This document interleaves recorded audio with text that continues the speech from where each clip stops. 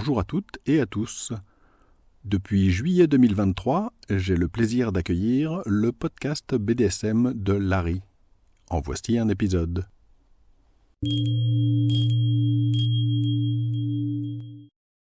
Bonjour et bienvenue sur le podcast BDSM de Larry. Je suis Larry. Ceci est le 36e épisode. Dans cet épisode, je vais parler du collier dans le BDSM sous la forme d'une introduction sur ce sujet. Alors, je précise, cet épisode n'a pas pour prétention d'être une analyse super poussée du sujet. Je vais pas aller à fond comme je le fais parfois, souvent même dans mes articles sur mon site principal par exemple. Là, ce que je vais essayer de vous donner, ce sont juste quelques idées, quelques pistes, des choses qui me viennent en tête quand on parle du collier, dans un cadre BDSM bien entendu, et puis diverses réflexions qui me viennent en tête. Comme le collier dans le BDSM, c'est quelque chose de symbolique qui est assez connu quand même, je me suis dit que ça valait la peine de faire au moins déjà un premier épisode, même si je reste superficiel dans ce premier épisode. Première partie, quelle est l'origine du collier BDSM ?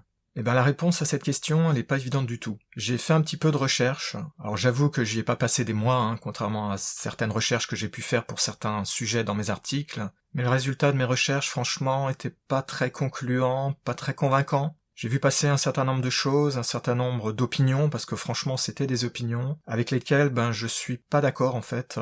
Donc c'est pas super clair. Alors je vais essayer de vous présenter ce que je pense être une réponse à peu près raisonnable, mais je veux être bien clair, ce n'est pas là une approche vraiment totalement scientifique. Je pense pas d'ailleurs que ça existe à l'heure actuelle une approche scientifique, une réponse scientifique à cette question. Avant tout, je veux rappeler que le collier dans le BDSM, c'est quelque chose de connu, et c'est supposé symboliser une forme d'appartenance, c'est-à-dire vous avez l'idée de quelqu'un qui revêt un collier pour dire qu'il ou elle appartient à une autre personne. Donc ça se fait dans des relations typiquement de domination-soumission, mais de façon générale dans le BDSM, dans tous les types de pratiques, on peut adopter ce genre de convention, et c'est assez connu. Personnellement, je fais du BDSM depuis très longtemps, je l'ai déjà dit plein de fois dans de précédents épisodes, et je dois dire que j'ai pas un souvenir très clair de quand j'ai vraiment commencé à entendre parler ou à avoir des illustrations à ce sujet.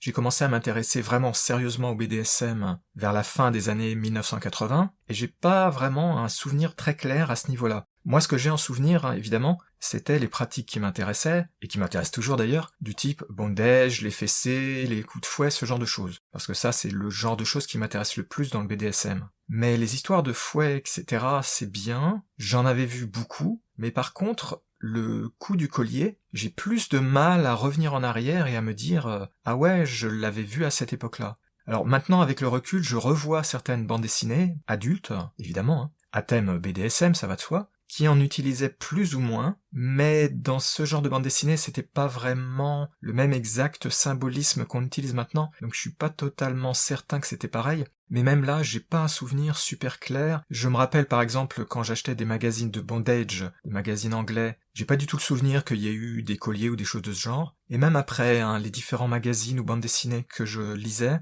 non vraiment, j'ai pas un souvenir que c'était quelque chose de très présent, vous voyez ce que je veux dire ? Par contre, de nos jours, il y a Internet, tout ça, et puis les choses ont un petit peu changé, il y a eu des évolutions, c'est normal, et il est clair que le collier, on en entend souvent parler, on le voit un peu partout, Pas partout, mais un peu partout, c'est devenu quelque chose d'assez connu, même en dehors du pur milieu, entre guillemets, c'est-à-dire, quand je dis milieu, là je veux dire les personnes qui pratiquent le BDSM, même en dehors de ça, je pense que maintenant c'est devenu assez connu. Pourtant, son origine, elle est pas si claire. D'où est-ce qu'il vient ce collier? D'où est-ce qu'elle vient cette idée? Alors évidemment, il y a deux possibilités. La première possibilité, c'est que ça nous ramène à l'esclavage. Le vrai esclavage, pas l'esclavage au sens BDSM, qui évidemment n'a rien à voir avec la réalité, évidemment. La deuxième optique, c'est tout ce qui est domestication des animaux, évidemment. Alors je vais revenir tout de suite à ces deux hypothèses, mais une troisième que j'ai vu passer, et je vais en parler tout de suite, c'est que j'ai lu à certains endroits des personnes qui disaient, sur internet donc dans des articles, que l'origine venait du roman Histoire d'eau. Je vous rappelle que ce roman, il a été publié en 1954, donc il y a un bon moment déjà, et il est intéressant de noter, il est bon de savoir que la personne qui l'a écrit, ce roman, en fait, elle n'avait pas vraiment de connaissance du BDSM, c'est-à-dire à l'époque, évidemment, toutes les pratiques de type BDSM, c'était très mal vu, c'était pas des choses dont on parlait publiquement, je vous apprends rien, ce n'est que très récemment qu'on peut de façon facile arriver, notamment avec Internet, bien entendu, à consulter des écrits, des articles plus ou moins sérieux, aller sur des forums de discussion, etc. Bref, se renseigner. À cette époque-là, c'était quasiment impossible de se renseigner, il y avait juste du bouche à oreille en fait. Parfois, il y avait un tout petit peu le sujet qui était abordé dans des livres sur la sexualité, mais franchement, pour ceux que j'ai lus, qui étaient à peu près de ces époques-là, plutôt les années 60, franchement, c'était tellement à côté de la plaque que je préfère ne pas en parler parce que c'était vraiment ridicule, c'était très éloigné de la réalité. Enfin, c'est pas vraiment surprenant quand on regarde que c'était quand même dans des années où le sujet était encore très tabou, donc faut pas être surpris de lire des choses qui sont bizarres ou qui sont un peu ridicules. Quand j'ai lu donc ces affirmations, que le collier, et d'autres choses d'ailleurs, mais là je vais pas en parler, aurait pour origine ce roman, j'ai immédiatement été frappé par ça, je me suis dit, c'est pas possible, ça a pas de sens. Je veux dire, ma réaction, elle a été immédiate. J'ai même pas pendant un instant envisagé que ça puisse être la source. C'est pas possible. En fait, le problème, c'est que on tombe toujours dans le même problème. Je l'ai déjà évoqué dans différents épisodes précédents, dans des articles sur mon site. Le souci, c'est que quand on parle de BDSM, on parle trop souvent de la face visible, c'est-à-dire la partie émergée de l'iceberg. Et cette partie émergée de l'iceberg, ce sont les personnes qui ont écrit sur le BDSM, les rares personnes qui étaient connues pour en faire parce que c'était devenu plus ou moins des personnes publiques, évidemment plus ou moins vues comme étant sulfureuses, etc., à des époques un peu éloignées, je veux dire. Ce genre de choses. Mais tout ça, je me répète, je sais, mais c'est totalement déconnecté de la réalité. Le BDSM, ce n'est pas uniquement les personnes qui sont visibles, c'est pas que la partie émergée de l'iceberg. Si j'utilise l'image de l'iceberg, c'est pas par hasard. En réalité, le BDSM caché, celui qui est pratiqué par la quasi-totalité des gens, ça représente plus que 99%. À l'heure actuelle, j'estime que c'est plus que 99,9%. C'est-à-dire que les personnes qui sont dans les événements publics, ou bien qui écrivent ouvertement sur le sujet, ou qui se présentent ouvertement comme faisant du BDSM, c'est même pas 0,1% des gens qui font du BDSM. Et je suis très généreux en donnant ce pourcentage. Si on compte vraiment que les personnes qui comptent vraiment, entre guillemets, c'est-à-dire les célébrités, ou plus ou moins célébrités, ou même les gens qui écrivent un peu de façon sérieuse, disons les gens comme moi par exemple, même si on ajoute des gens comme moi par exemple, qui suis pas vraiment quelqu'un qu'on devrait compter dans les célébrités. Si vous ajoutez tout ce monde-là ensemble, je pense même pas que ça fasse 0,01%. Ce sont quelques centaines de personnes en France, et je suis très généreux en disant quelques centaines.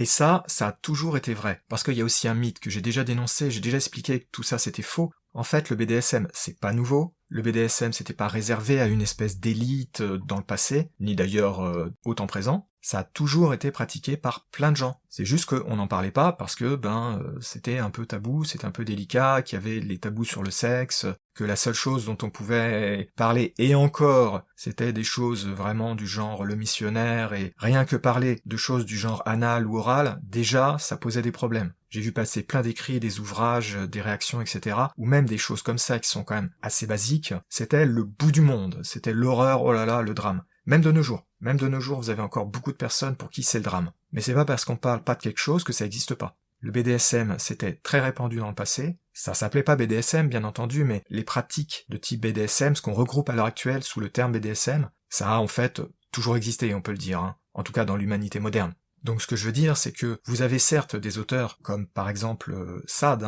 qui ont marqué leurs époques et le futur ensuite, parce qu'ils ont propagé, ou elles ont propagé, différentes idées, qui ont plus ou moins eu du succès, plus ou moins attiré l'attention, en bien ou en mal, mais une chose est certaine, c'est que ces personnes-là n'ont pas créé le BDSM. BDSM, ça existait avant. Et il y a plein de personnes qui avaient jamais entendu parler de Sade, parce que Sade, pour information, ça fait très peu de temps que ça a été redécouvert. Il a été banni, entre guillemets, pendant très très très longtemps. Et on n'a pas non plus attendu, Histoire d'eau, ou de façon plus récente, les romans et les films de 50 nuances degrés par exemple. Je pourrais vous citer plein d'autres exemples, mais toutes ces personnes qui ont écrit des romans, des biographies, qui ont fait des films, etc., ont dans une certaine mesure contribué à propager certaines images du BDSM, ça c'est sûr, et ont de façon certaine contribué à diffuser un certain nombre de ces idées et de ces pratiques, mais c'est pas pour autant que toutes ces personnes, elles ont inventé tout ça.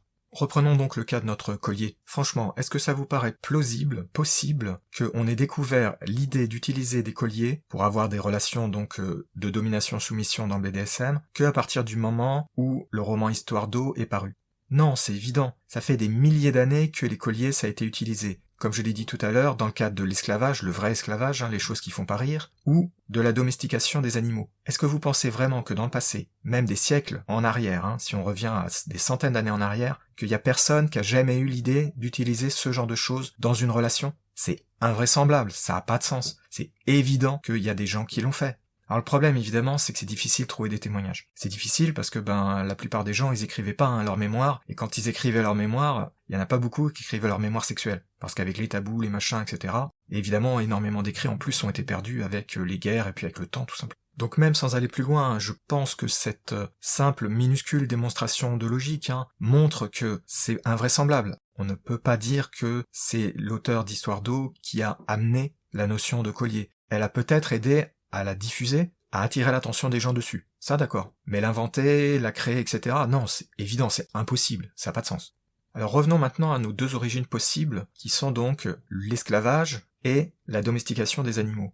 Si je commence par l'esclavage, alors j'ai fait quelques recherches, j'avoue que c'était pas des recherches hyper profondes, mais les colliers utilisés pour indiquer qu'une personne est esclave, ça remonte vraiment très loin dans le temps. J'ai trouvé des exemples qui remontaient à l'Antiquité, et là on parle bien de colliers d'esclaves, Attention, pas du tout des choses qui sont des ornements, Parce que de nos jours, il y a tellement de variétés dans les colliers, les bijoux, etc., qu'on pourrait trouver des choses qui ont des similitudes avec ce genre de choses du passé, et qui ne sont que de l'ornementation. Là, on parle vraiment de choses dont c'est sûr que c'était des colliers qui étaient posés sur les esclaves, très difficiles à enlever, dans certains cas quasiment impossibles, et qui permettaient en fait d'identifier que la personne est une esclave, pour que si jamais elle essaye de s'évader, qu'on sache immédiatement que c'est quelqu'un qui essaye de se sauver. Alors je vais pas entrer dans les détails sordides, parce que c'est pas super glorieux et c'est pas très plaisant comme sujet, mais une chose est sûre, c'est que ce genre de choses, ça remonte très loin dans le passé, à des milliers d'années en arrière. Ça n'a pas forcément été toujours utilisé d'ailleurs, ni utilisé de la même façon selon les pays et les époques, mais on peut trouver des exemples qui remontent vraiment très loin dans le passé. Il est donc à peu près évident que ce genre de choses, qui en plus ce sont des choses connues, parce que l'existence de l'esclavage à l'époque de l'Antiquité notamment, c'est quelque chose de très connu. Et je veux dire, c'est quelque chose qui a toujours été très connu, parce que c'est quelque chose qui est rattaché à cette époque-là de façon assez forte, en tout cas dans ma perception. Il est donc très probable que il y a eu des gens pour qui ce genre de notion a ensuite été utilisé pour les copier tout simplement, pour faire la même chose, pour jouer à l'esclavagisme entre guillemets, de la même façon que par exemple les enfants jouent aux gendarmes et aux voleurs. Je vais être bien clair pour ça, on parle pas là de vrai esclavage, pas plus évidemment que quand vous étiez enfant et que par exemple vous avez joué aux gendarmes et aux voleurs, vous étiez pas des vrais voleurs et des vrais gendarmes, c'est évident. La deuxième possibilité, évidemment, c'est tout ce qui est les colliers sur les animaux. Alors là, j'ai fait des recherches, c'était pas très clair, franchement. Pour savoir à quelle époque remontent réellement les colliers, leurs usages, etc., c'est pas totalement simple. Donc je vais simplifier outrancièrement, mais ce que je peux dire, c'est qu'il y a eu différents types de laisses, d'attaches et de colliers. Il y en a eu pour le travail des animaux, par exemple pour les chevaux. Alors ça, je vais pas le compter parce que c'est pas du tout ce genre d'usage. Mais il a existé beaucoup de colliers. Par exemple, l'exemple peut-être le plus connu, ce sont les colliers pour les chiens. Alors de ce que j'ai réussi à trouver, mais j'ai pas fait des recherches très profondes, je vous préviens. L'utilisation de cordes par exemple pour tenir en laisse entre guillemets son chien, ça semble remonter à avant l'Antiquité. Mais une chose est sûre, c'est qu'il y a eu depuis très longtemps des colliers qui ont été mis aux chiens, mais pas forcément pour tenir le chien attaché en fait, contrairement à l'usage actuel. Un des grands usages, c'était par exemple pour défendre le chien contre des prédateurs, comme des loups par exemple. Parce que les prédateurs attaquent les chiens à la gorge, et donc avoir des colliers, c'était une protection. Parce que les chiens qui étaient gardiens de troupeaux, évidemment, ils étaient attaqués par des loups, par des coyotes, ce genre de choses, et en leur protégeant la gorge, ça les protégeait donc des attaques. C'est un usage qui existe encore de nos jours d'ailleurs. J'ai vu des articles assez intéressants qui discutent d'usages modernes, tout à fait modernes, pour lutter contre les coyotes par exemple. Je viens de lire un article il y a pas longtemps. Aux USA, ils expliquaient comment ils faisaient dans une région qui était infestée de coyotes pour défendre et lutter contre les coyotes avec des colliers tout simplement. Et c'est une des raisons pour lesquelles vous avez des colliers donc qui étaient des colliers avec des rivets métalliques ou carrément avec des pointes. C'est la raison, c'est pour défendre l'animal qui le porte contre des attaques. Mais évidemment, après, vous avez aussi tout le collier qui est là pour identifier. Alors ça, j'ai pas réussi à trouver à quelle époque exactement ça remonte, mais ça remonte assez loin dans le temps apparemment, puisque j'ai lu récemment un article dans lequel il disait que le collier dans un pays avait été imposé à tous les propriétaires dans un but de taxation en fait. C'était parce que les chiens, il fallait avoir une autorisation officielle en fait de l'avoir et montrer que on avait payé une taxe. Donc là, le but du collier était plus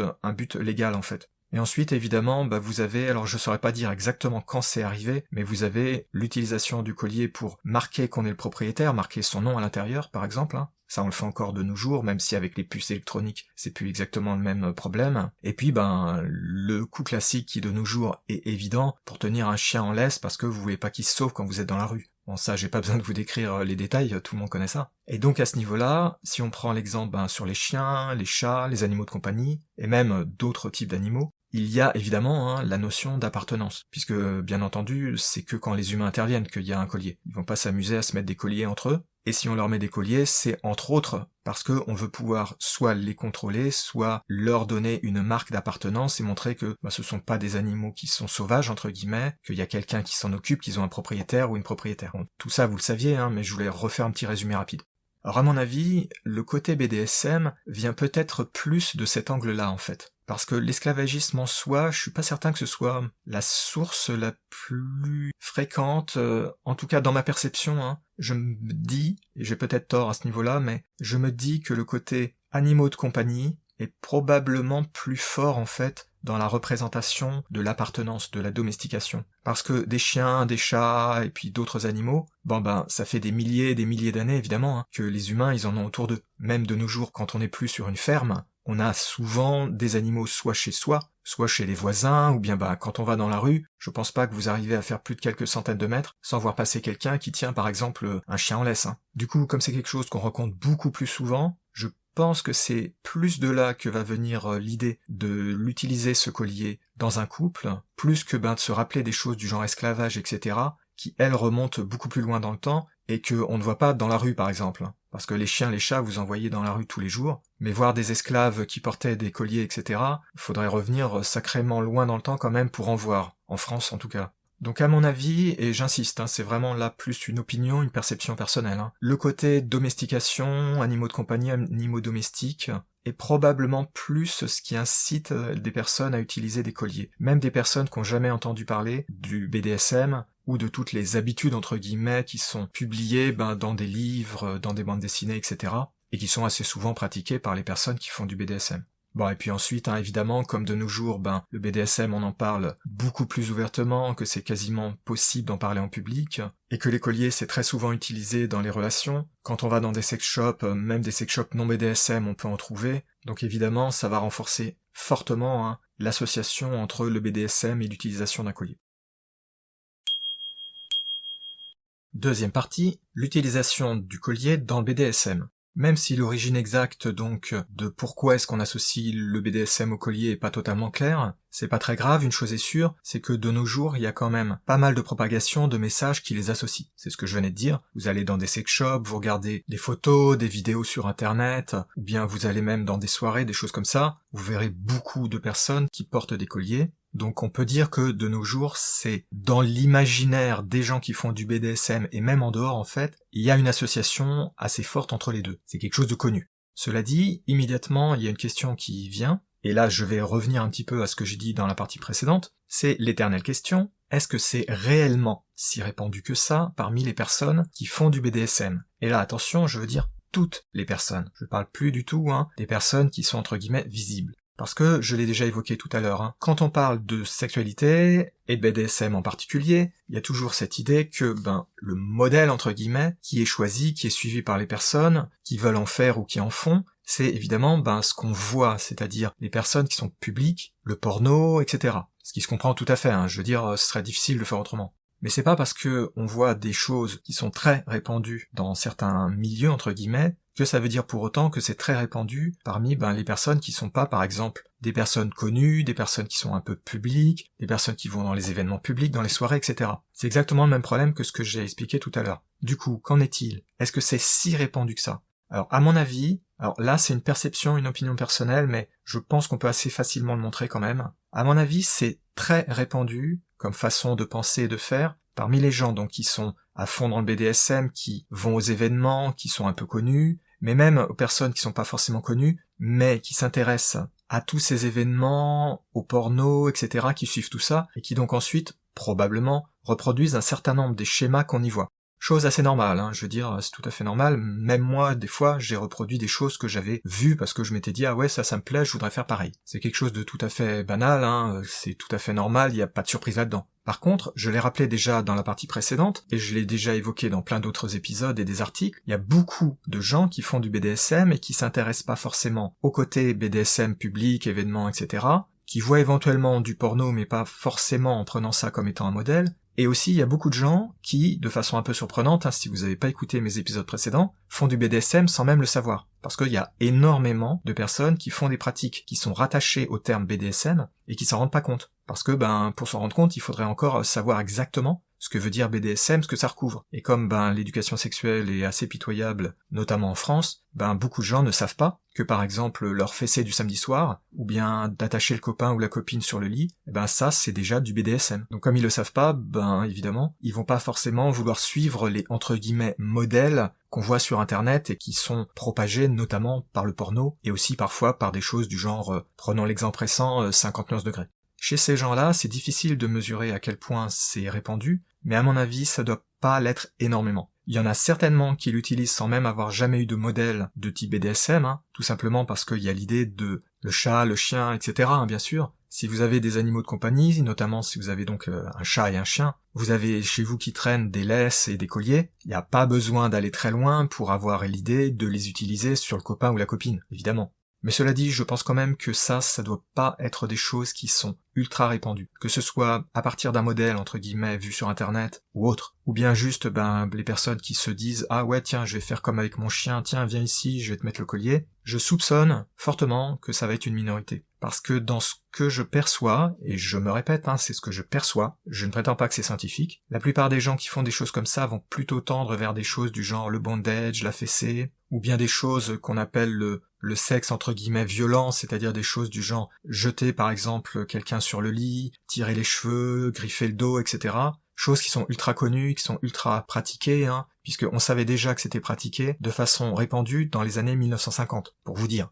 Mais après, pour le côté domination, etc., je pense que ça va être quelque chose qui va intéresser plus des personnes qui seront largement plus à fond entre guillemets dans le BDSM. Si vraiment on n'est que de façon ponctuelle avec, comme je disais tout à l'heure, la fessée du samedi, ou attacher le copain ou la copine sur le lit, ce qu'on fait 1 ou 2 fois par mois peut-être, là c'est pas être à fond dans le BDSM, même si c'est du BDSM, je pense qu'il y a beaucoup moins de probabilité que des personnes qui le font comme ça de façon vraiment occasionnelle, pour pimenter leur vie sexuelle, vont vouloir aller plus loin, et notamment dans des histoires de domination, soumission, qui sont appliquées par l'utilisation du collier. C'est une perception toute personnelle, mais je pense franchement que c'est, même sans arriver à vous le prouver scientifiquement, en tout cas c'est le plus probable. En résumé, pour conclure sur ce point-là, je dirais que la très grande majorité des personnes n'en utilisent probablement jamais en fait des colliers. Et quand je dis la très grande majorité, probablement que c'est plus de 80% ou 90%. Maintenant, si je parle des personnes qui sont plus à fond entre guillemets dans le BDSM, c'est-à-dire au moins qu'en font assez régulièrement, qui se sont renseignés dessus, ce sera peut-être votre cas, peut-être pas. Mais là, donc, je veux plus parler des personnes qui le font vraiment de façon très ponctuelle. Je veux parler que des personnes qui, au moins, ont une certaine conscience de faire ce qu'on appelle le BDSM, et qui en font suffisamment régulièrement pour que quand on leur pose la question, ils ou elles vous disent « Ah oui, je fais ce genre de choses ». Donc si on est dans ce contexte, dans le contexte de personnes qui sont déjà relativement investies dans ce genre de pratiques, vous avez la question, est-ce que c'est indispensable ? Alors ça peut vous surprendre que je parle comme ça, parce que vous allez vous dire, non, évidemment, c'est pas indispensable. Mais en fait, c'est tellement répandu, et il y a beaucoup de personnes qui sont assez à fond dans le BDSM, qui ont des idées assez arrêtées sur qu'est-ce qui est associé au BDSM, et qu'est-ce qui ne l'est pas. Même sans entrer dans les excès, dans les personnes qui sont très strictes sur leur définition du BDSM, vous avez pas mal de gens qui ont un peu des tendances à vous dire que « Ah ouais, mais ça, c'est pas vraiment du BDSM, etc. » Bon, c'est assez bidon, mais je vais pas entrer dans les détails, parce que sinon on n'en finirait pas. Et le collier, je pense, ça fait vraiment partie des choses qui sont dans l'imaginaire d'une très grande partie des personnes qui en font au moins un petit peu, ou au moins régulièrement, que je serais pas surpris que la plupart des personnes que vous interrogeriez et qui feraient partie de cette catégorie vous diraient que c'est une évidence, par exemple. Pour ça que j'utilisais le mot indispensable. Alors ne le prenez pas trop au pied de la lettre. Alors le truc, c'est que là, je commence à entrer dans un problème classique du BDSM que j'ai déjà dénoncé pas mal de fois, c'est le poids du folklore. Quand vous parlez à des personnes qui sont pas mal investies dans le BDSM, souvent ces personnes, elles ont dans leur imaginaire une grande part du folklore BDSM qui est entrée et qui est acceptée comme étant, entre guillemets, la bonne façon de faire, la façon attendue, en fait, de faire du BDSM, le folklore. Évidemment, là-dedans, il y a beaucoup d'exagération, ce qui est un gros souci, mais je vais pas trop détailler. Et c'est clair que si vous allez visiter par exemple des soirées ou même simplement des réunions BDSM du genre des munch, je vous rappelle ce sont des discussions sur BDSM qui se tiennent en public, là vous allez vous apercevoir que c'est vraiment très répandu comme idée, comme conception. Mais à mon avis, je pense que c'est clair que c'est pas pour autant que ce soit indispensable en quelque façon que ce soit. Le folklore c'est très bien, mais c'est souvent un peu pesant, et puis ça tombe un petit peu trop souvent dans des tendances dogmatiques, voire pire. Donc pour moi il est évident, je le confirme, sans doute que vous l'aviez déjà imaginé, mais je le confirme, il n'y a pas de raison de penser que ce soit indispensable en quelque façon que ce soit, même si vous êtes à fond dedans, même si vous avez une relation domination-soumission avec votre partenaire. C'est très répandu, ça c'est sûr, c'est vu comme étant quelque chose d'entre guillemets normal, mais c'est pas la même chose que dire que c'est obligatoire. Alors vous entendrez par exemple, à propos du folklore, si vous avez fait un peu de recherche ou si vous avez parlé à des personnes qui sont un peu à fond dans leur BDSM, et souvent qui sont aussi un peu dogmatiques, etc., et qui sont à fond dans le folklore, vous avez peut-être entendu parler de choses du genre cérémonie du collier, les différents types de colliers, il faut faire ci, il faut faire ça, blablabla, bon, tout un tas de règles de folklore, il n'y a pas d'autre mot. Alors tout ça, je vais pas entrer dans les détails dans cet épisode, mais tout ça, ça existe, c'est sûr, mais faut pas le prendre comme étant quelque chose d'obligatoire en quelque façon que ce soit. C'est toujours le même problème, ça fait des années que j'en parle maintenant. Il y a des personnes qui établissent un certain nombre de règles de comportement, qui suivent un certain folklore, etc. Très bien, pas de problème, chacun ses idées. C'est pas pour autant que ça doive s'imposer à vous. Personnellement, par exemple, il y a beaucoup de choses comme ça que je respecte pas du tout parce que ça m'intéresse pas, et dans certains cas, je trouve que ça a aucun sens, et même dans d'autres cas, je trouve que c'est ridicule. Donc évidemment, je les fais pas. Si d'autres personnes le font, c'est leurs affaires, ça ne me dérange pas. Mais par contre, là où c'est problématique, c'est quand on vous présente ça comme étant obligatoire.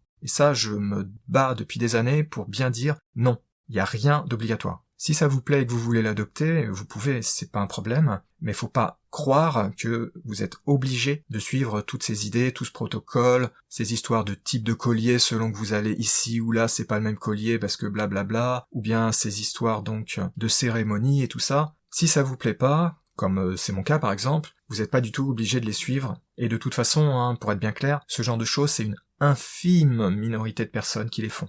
Mais comme toujours, je me répète, vous m'en excusez, le problème c'est que les personnes qui suivent ce genre de règles, de protocoles, de folklore, sont généralement très visibles. Dedans, vous trouvez beaucoup, de façon même disproportionnée, beaucoup de personnes qui sont auteurs de livres, d'écrits en tout genre, qui font des blogs, qui font des vidéos sur YouTube, etc., qui parlent très fort, qui ont organisé des soirées, des clubs, des associations, bref, qui ont une représentation totalement disproportionnée par rapport à leur nombre. Mais donc tout ça, ça existe, il y a des gens qui ont créé donc, depuis assez longtemps d'ailleurs, un certain nombre de choses, mais je me répète une dernière fois, il n'y a rien là-dedans qui soit obligatoire, il n'y a rien qui soit indispensable, et ce n'est pas parce qu'on ne les respecte pas qu'on ne fait pas du BDSM. C'est complètement absurde comme argument, mais malheureusement de temps en temps on rencontre des personnes qui vous disent ça en face, ça m'est déjà arrivé. Donc si vous rencontrez ce genre de choses, faut pas que ça vous surprenne, mais simplement, ce qui est important, c'est de les remettre à leur juste place, c'est-à-dire ce sont des choses qui existent, qu'on peut adopter si on veut, mais qu'on n'est pas obligé d'adopter,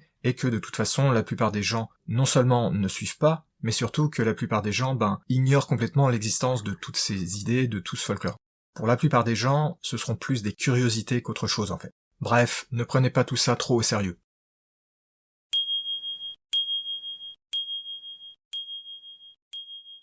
Voilà, je vous ai donné quelques grandes idées qui m'étaient venues sur le sujet, c'est une petite introduction sans prétention. Pour l'anecdote, par curiosité, j'ai pas voulu en faire une partie séparée parce que ça aurait été absurde, mais personnellement, le collier, vous pouviez vous poser la question, est-ce que moi je m'en sers? Et la réponse est oui, je m'en sers la plupart du temps, mais il ne faut pas oublier que moi je suis à fond dans le BDSM, pour moi c'est quasiment un mode de vie, on peut même dire c'est un mode de vie, donc évidemment je suis pas du tout dans la représentation moyenne du BDSM tel que le font la plupart des gens, évidemment, et pourtant il y a quand même des fois où je m'en sers pas parce que ça n'a pas vraiment de sens. Mais la plupart du temps j'aime bien en utiliser. Alors de façon rapide, ce que j'utilise, c'est tout simplement des colliers pour chat. Alors probablement que ça vous surprend que je dise ça parce que vous dites « Waouh, c'est pas possible, ça peut pas tenir au cou de quelqu'un ». Eh en fait, si, ça tient. Alors je vais pas entrer en détail sur le choix des colliers et les problèmes que ça pose, j'en ferai peut-être un autre épisode. J'ai déjà écrit un article à ce sujet sur mon site, donc si vous voulez un peu plus de précision, vous pouvez aller visiter mon site univers-bdsm.info, et cherchez un article sur les colliers qui vous donnera beaucoup plus d'informations. Mais je veux pas entrer trop dans les détails dans cet épisode-ci. Donc moi ce que j'utilise c'est ça, le collier pour chat avec la laisse pour chat. Il y en a certains que j'utilise avec des personnes que je connais pas encore, donc là c'est pas un collier spécifique à la personne. Et par contre avec des filles avec qui j'ai déjà pratiqué plusieurs fois, qui sont des amies, etc. Je leur en ai offert en fait des colliers qui étaient un petit peu entre guillemets bien, c'est-à-dire qui sont un peu jolis entre guillemets, parce qu'en temps normal j'utilise des colliers tout à fait basiques, qui sont là un peu pour le côté du symbolique, et puis parfois pour le côté pratique pour pouvoir y attacher des choses par exemple. Mais bon, pour moi, dans la plupart des cas, je le prends pas quand même trop au sérieux, vous voyez ce que je veux dire. J'aime bien parce que c'est marrant, mais franchement, je vois pas là-dedans quelque chose de super sérieux. Je précise parce qu'il y a des gens qui prennent ça super au sérieux, Pas moi, parce que pour moi, c'est plus un côté marrant, etc.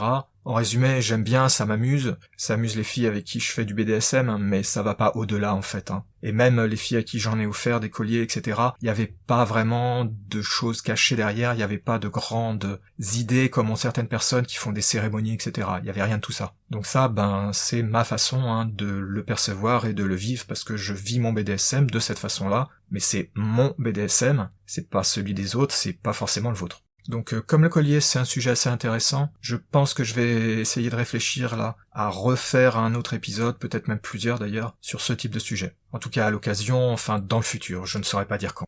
J'espère que cet épisode vous aura intéressé, qu'il vous aura plu. Si vous avez des questions, des commentaires, des critiques, des remarques, des suggestions pour des articles ou des épisodes du podcast, vous pouvez me joindre en utilisant le formulaire contact sur mon site à l'adresse univers-bdsm.info. Sur la page contact, vous trouverez un formulaire qui vous permet de m'envoyer un message, en restant anonyme si vous le désirez, et vous y trouverez aussi mon adresse email si vous voulez m'envoyer un message directement. Vous pouvez aussi trouver mon adresse email sur le site du podcast, à l'adresse podcast.univers-bdsm.info. Si vous avez des choses à dire, surtout n'hésitez pas, je suis toujours très intéressé par ce qu'on me dit, par les retours qu'on me fait, et tous les retours qu'on me fait m'aident vraiment, donc ne vous privez pas. Merci de m'avoir écouté, et je vous dis à bientôt pour de nouveaux épisodes sur le podcast BDSM de Larry.